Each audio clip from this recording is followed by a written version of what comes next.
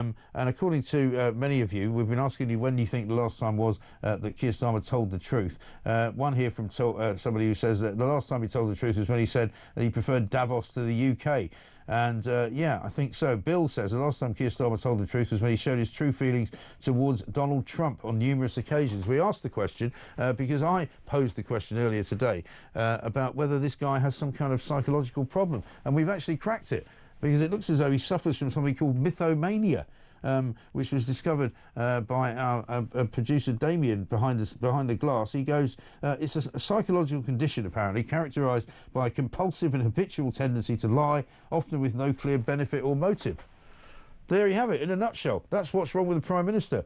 Apparently compulsive lying is a characteristic of it, a persistent and uncontrollable urge to lie, going beyond occasional fibbing or social lies, elaborate stories. Lying often involves creating intricate and dramatic, sometimes unbelievable tales about one's past achievements or experiences. Lack of a clear motive. Lies are frequently told without an apparent gain, such as avoiding punishment or achieving a specific goal. And difficulty distinguishing lies. Individuals may struggle to distinguish between truth and falsehood, and their stories can change over time. I mean, that is Keir Starmer in an absolute nutshell, isn't it? Let's ask Esther McVey, former Minister for Common Sense. Esther, very good morning to you. To you, I think you are spot on. Mythomania, which says to me, if he is ill, then he's unfit for office, which means the doctors with the white coats need to go in and drag him out of number 10. It could be the only way we get him out of number 10. But now you've diagnosed him. Spot on, Mike. I'm standing full square behind you. It's got to be done. Listen, if this was America, right, you'd have the medics would be going into the White House, going into the Oval Office, and actually physically examining the man to see whether he had this particular disorder. I mean, it certainly fits him like a glove, doesn't it? Well, he's got a track record of, as you say, this mythomania. I mean, I called Starmer and Reeves a duo of duds. It is denial and sort of deluded. Yes. But I think your mythomania is even better. I mean, everything they've said they were going to do, everything they promised they were going to do, they haven't. What was this? We were going to have a better standard of living, said Starmer. Rachel Reeves, we're not going to tax working people. We're going to grow the economy. They have done none of that. And it seems to me they are the only two people in the country who don't know they put the UK into a doom loop. Right. We are doing the absolute reverse. So I think that in itself should be enough for the doctors to go in to number 10 and remove them both. Exactly right. I mean, only yesterday, Keir Starmer came back to Parliament, right, and he addressed them, and he said to you and to many others that we have played a massive role behind the scenes in getting the peace deal done in Gaza, which has been denied, of course, by the Americans. Marco Rubio, the Secretary of State, said that actually Britain and France's intervention was positively negative on the peace deal, and in fact Hamas walked away from the peace talks as soon as France recognised them as a state, because they said, oh, we're going to wait for our reward, We also had Mike Huckabee, the US ambassador to Israel, saying that Bridget Phillipson was deluded and delusional when she said that we'd played some kind of role, and here he is, right, talking, I know you've been tweeting about this, here he is a few months ago talking about doing an inquiry. This is after a U-turn that he made, an inquiry into the grooming gangs. This inquiry, in direct answer to your question, must go where the evidence takes it, and I'll be absolutely clear about that. And if that's questions of ethnicity, that's questions of the role of public officials, if it's questions of assumptions that were made that shouldn't have been made, all of that needs to be uncovered. No stone will be left unturned here. Yeah, well, no stone has actually been unturned at all. No stone has been turned, in fact, you might say, because the front page of The Guardian today, it says the National Grooming Gang inquiry is actually stalled. They haven't even appointed a chair for the panel, and they're finding it really difficult to get anybody to cooperate with them. And it's 4 months since he made that statement, and nothing's happened. I mean, the man is an embarrassment. I mean, he's got the skin as thick as a rhino, hasn't he? To have the audacity to say how much of a role he played in the peace process.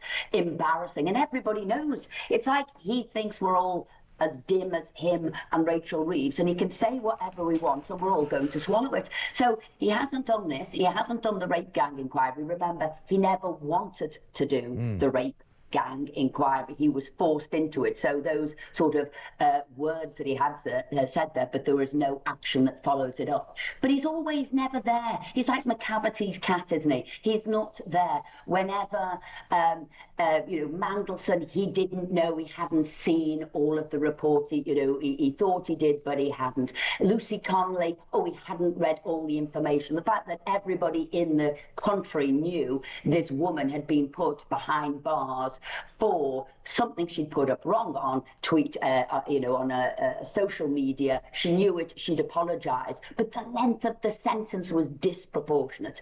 Everything about it was wrong, but he didn't know about that either. And this now is catching up with him, isn't it? He doesn't know the Chinese, he didn't know, or it was somebody else's problem. I would say, if you don't know what's going on, Starmer, then you're not the leader of this country. Yeah. It cannot be your excuse that you didn't see, you didn't know, you weren't there. It means you're not up to the job and you need to go. And I'm bored of these excuses now, as are the rest of the country. Yeah. Time to be shot of him. Exactly right. And look at the state of the economy. We're watching on the front page of the Daily Mail here, the number of jobless hits a 4-year high. We learned yesterday that 123,000 people are now off the payroll of working in this country. That's 123,000 fewer people working and now having to be supported by the rest of us. We've got the highest inflation coming, according to the IMF, in the G7, and growth in wages and living standards is basically stalling. And we're getting absolutely nowhere. We're going absolutely nowhere.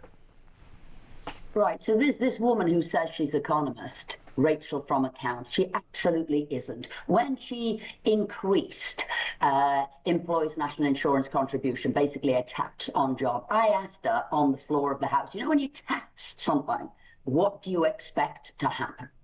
If you tax jobs, you're expecting there's going to be less jobs. That's why people have always put tax on cigarettes, tax on drinking, because they want to see less of it. But she didn't understand that. She didn't understand that the basic steps she has taken have absolutely put our economy into a nosedive.